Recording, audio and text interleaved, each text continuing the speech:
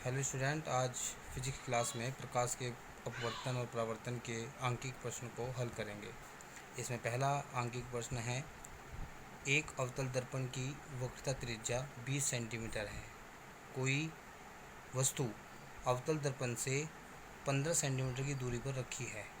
दर्पण से वस्तु के प्रतिबिंब की दूरी क्या होगी? जब इस प्रश्न को हल करते वक्त हमें ये बात सबसे पहले ध्यान रखनी है कि जो आंकिक प्रश्न में दिया है उसे सबसे पहले रखते हैं। जैसे अवतल दर्पण है, अवतल दर्पण का वक्रता त्रिज्या हमें दिया है, तो आप लिखेंगे वक्रता त्रिज्या, इसे कहते हैं आर। आर की वैल्यू हमारे पास है 20 सेंटीमीटर। उसके बाद कोई वस्तु दर्पण के सामने रखी है, वस्तु को हम कहते हैं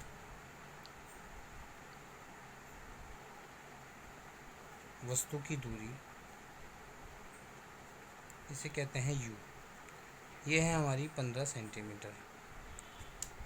चूँकि जो हमारा दर्पण है वह अवतल है, अवतल दर्पण है, तो अवतल दर्पण के लिए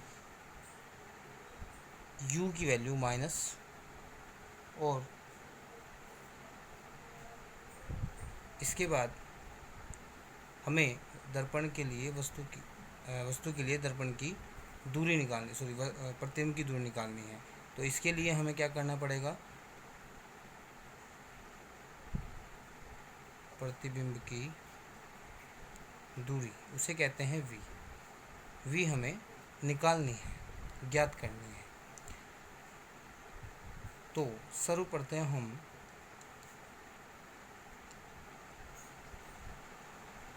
फोकस दूरी f व r के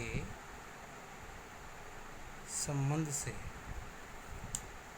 f को फाइंड आउट कर लेते हैं, जो कि हमारे पास 20/2 है।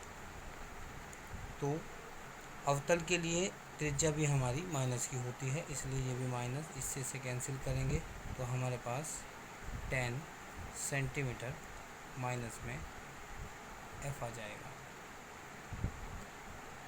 यहाँ से हम 1/f = 1/v + 1/u से v को फाइंड आउट करेंगे। 1/-10 = 1/v हमें फाइंड आउट करना है।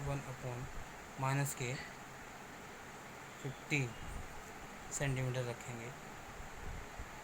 v की वैल्यू फाइंड आउट करने के लिए हम 1/- के 15 को शिफ्ट कर देंगे, इधर आकर के ये प्लस बन जाएगा और ये 1/10। एलसीएम हमारा जो होगा वो 30 आएगा। 30 के लिए इसको से डिवाइड करेंगे तो हमारे पास 2 का मल्टीप्लिकेशन 1 में करके 2 - 3 = के 1/30 1/v की वैल्यू आती है। यहीं से हम क्या करेंगे, क्रॉस मल्टीप्लिकेशन करके v = के 30 सेंटीमीटर हमारे पास v की वैल्यू आ जाएगी।